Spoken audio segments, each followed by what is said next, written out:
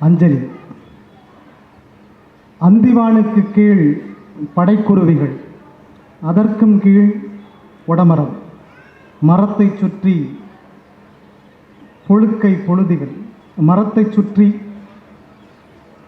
ஆடுகள், ஆடுகளை சுற்றி நைலான் வலை, வலைக்குள்ளே புழுக்கை பொழுதி.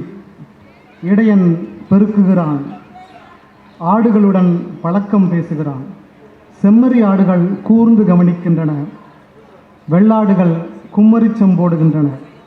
தண்டனைகளை நினைவூட்டுகிறான், எக்காலம் போடுகின்றன வெள்ளாடுகள். இடையன் துரத்துகிறான், மரத்தை சுற்றி சுற்றி ஓடுகின்றன. அகப்பட்ட ஆட்டுக்கு முன்னங்கால்கள், சில ஆடுகளுக்கு கழுத்தும் காலும். கட்டி போடுகிறான், தப்பித்த ஆடுகளை வெலத்துடன் துரத்துகிறான். மந்தை புழுதிக்காடாகிறது.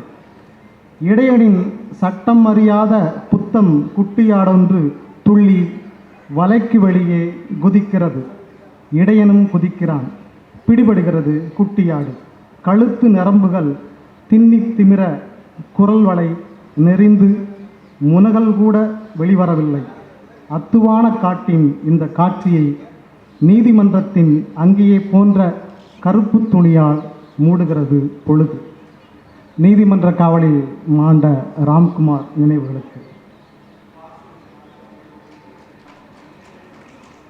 எப்போதும் 21 செஞ்சுரி, எப்போதும் பசித்தபடி இருக்கும் என் வயிற்றுக்கான ஒரு தட்டு சோறா, பெருத்த என் காமத்துக்கான ஒரு உடலா, முடிவில்லாது ஓடிக்கொண்டே இருக்கும் இந்த பான் படமா, உதிர்க்க முடியாத பால்ய படலமா, அவளின் அரவணைப்பா, என் சிறு பெண்ணின் முதல் மனமா, பழையாற்றுக்கரை வாசமா, நான் விதையூன்றி முளைத்த சிறு செடியின் தளிர்ப்பா, பூர்த்தி செய்து கொண்டே இருக்கும் அப்ரசல் பாமா, ஒரு சிங்கிள் மால்ட் விஸ்கியா, என் தனிமையா, வாய்களியும் என் பேச்சா, பணமா, பங்களாவா, ஒரு 100 நாள் சினிமாவா, விருது கேடயங்களா, ஒரு நாவலா, இல்லை எளவெடுத்த இந்த கவிதை தானா, என் 21ஆம் நூற்றாண்டின் வாழ்க்கையை சொல் நீ யார். நன்றி.